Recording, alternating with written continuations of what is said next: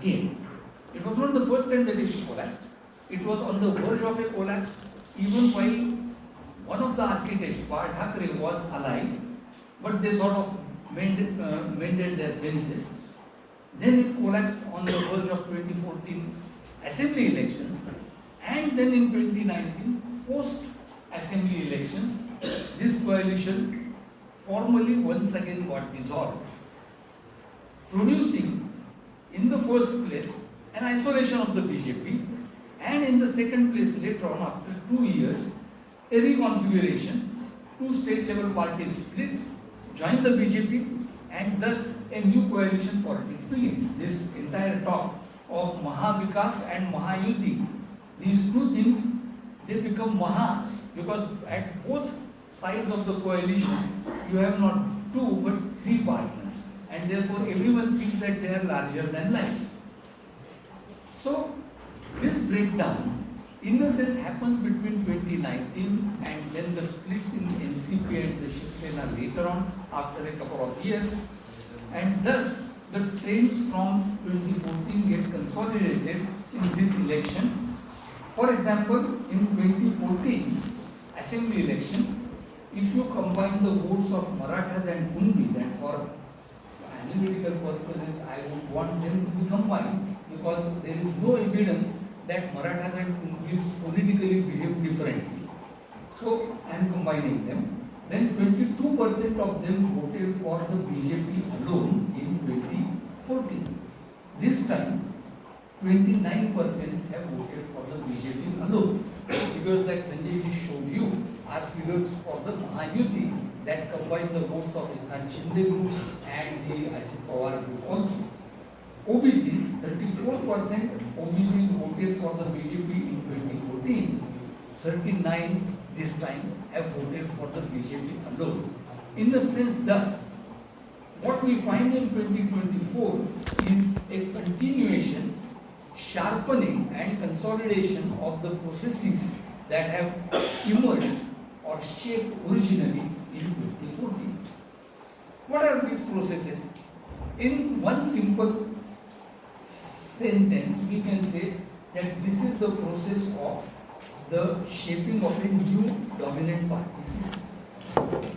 Again, this is not very different from what separately Rahul with Professor Pradeep Chibbar or I earlier have argued, namely that India is overall witnessing the rise of a new dominant party system.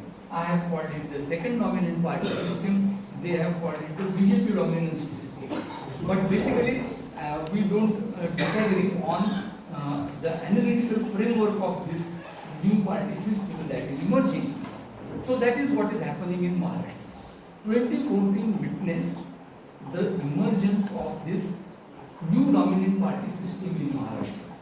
Historically, then you will find that if the earlier dominant party system in Maharashtra finally collapsed in 1995, then 2 decades after an interval of 2 decades, structurally, a dominant party system has resurfaced with different players playing different roles now.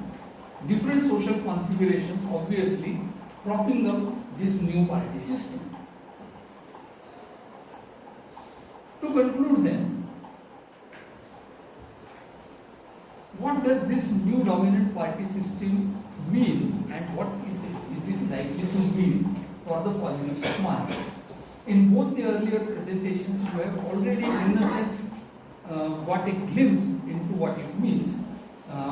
Since this is anyway the last presentation, I would take advantage of that and sum up from what both of them have said. Number one, and this is exactly the word that Rahul has already used, flattening of different specificities of politics. Regionally, Sanjay ji has shown you how in all regions there is a wipeout. Now, in next election, it might happen that in some regions, some other opposition party, either of these three, might assert themselves, quite possible. But basically, flattening means that a dominant party, and if BJP is the dominant party, in spite of its 28% limited vote share, it's a dominant party because if you look at other parties, they are far way behind. So BJP is emerging as the dominant party, or at least the dominant pole of this party competition, and there is a flattening, which means that losers lose in all regions, winners win in all regions. That's one. But more importantly, and that is the more important second part that I have been arguing, is that there is a shaping of a huge Hindu umbrella in the state. State after state this is happening. Maharashtra, this is happening now since 2014, and 2024 has in a sense shown that Hindu umbrella with all its three colors, because it has three parties currently, quite bright colors. What is this Hindu umbrella? It is a Hindu umbrella where SCs, scheduled caste voters, slightly hesitate, but not much in supporting the Hindu umbrella. Sanjay Ji's slide, where there is a two-way split in the Dalit vote or the HC vote. A large chunk going to others, and that is where our differences would crop up, Rahul, about others. A significant chunk getting divided between Mahayuti and Mahavikas Aghadi. But they don't mind voting for the dominant pole or the dominant coalition. Adivasis similarly split, divided basically. Again, recall Sanjay Ji's slide. Adivasis getting divided between Mahayuti and Mahavikas. I think 55 and 41%. Mahayuti getting 41, Mahavikas Aghadi getting 55. So division. And it's a Hindu umbrella. Sanjay Ji's slide showed something like 20+% votes for the Mahayuti, but if you further split it by party, only 5% Muslims vote for the BJP. And everywhere, Jharkhand is another example, Haryana is yet another example. In every place where this Hindu umbrella opens up, it keeps excluding the Muslims, or you may say Muslims keep running away from it, either way. So, there is this sharp Hindu umbrella, looks very large, very daunting, but it is quite clear in its exclusion, just as it is quite influential in its incorporation of Hindu vote. That's second.